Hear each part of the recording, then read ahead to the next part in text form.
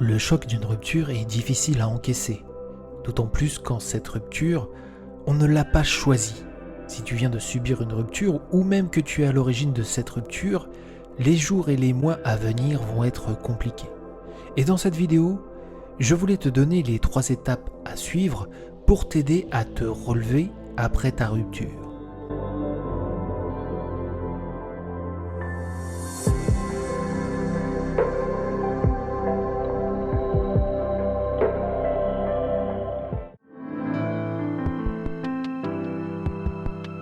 Au moment où tu as appris que ton ex souhaitait rompre, différentes émotions ont dû se bousculer en toi. De la tristesse, de l'incompréhension, de la colère ou encore du désespoir. Ce cocktail d'émotions, il t'a mis KO.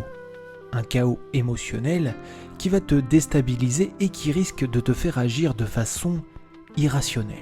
Par exemple, ton désespoir peut te pousser à supplier ton ex de te reprendre, te pousser à exprimer ta colère et te faire dire des choses que tu regretteras plus tard, ou encore te conduire à des comportements autodestructeurs. Soyons clairs, dans cette situation, personne n'arrive à être lucide, du moins pendant un certain temps. Que tu souhaites récupérer ton ex ou l'oublier pour de bon, la première chose à faire, c'est de prendre tes distances. Tu as besoin de temps, du temps pour encaisser, pour se recentrer sur toi et pour sortir de ce chaos émotionnel.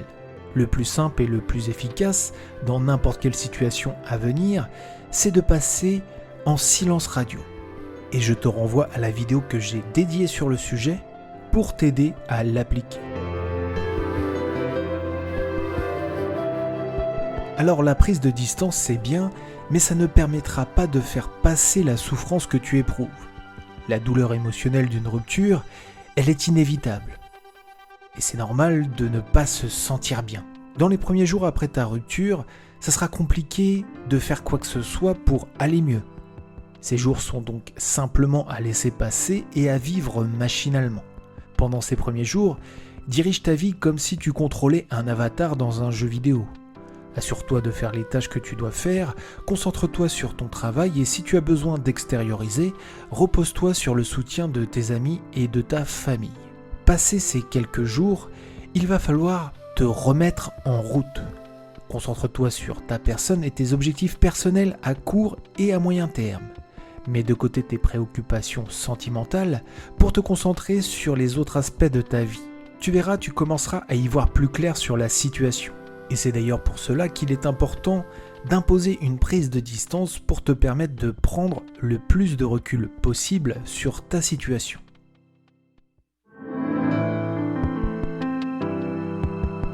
Tu as pris tes distances et tu as remis en route ta vie. La douleur est sûrement encore présente, mais la vie continue malgré tout. Ton état émotionnel est à ce stade plus stable, et donc tu es plus adapté à prendre une décision pour ton avenir amoureux. En amour comme dans la vie, c'est beaucoup plus facile d'avancer si tu as un objectif.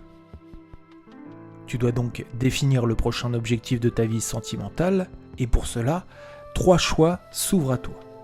Essayer de te remettre avec ton ex, oublier ton ex et passer à autre chose, faire une pause dans ta vie sentimentale si tu as besoin de plus de temps pour toi. Cette liste, elle n'est pas exhaustive et tu as peut-être identifié ton propre objectif. En fonction du choix que tu feras, différents chemins seront à emprunter. Si tu souhaites récupérer ton ex ou si au contraire tu souhaites l'oublier, tu trouveras sur ma chaîne des vidéos spécifiques pour chacun de ces chemins. Tu trouveras les liens de ces vidéos en commentaire épinglé et en description.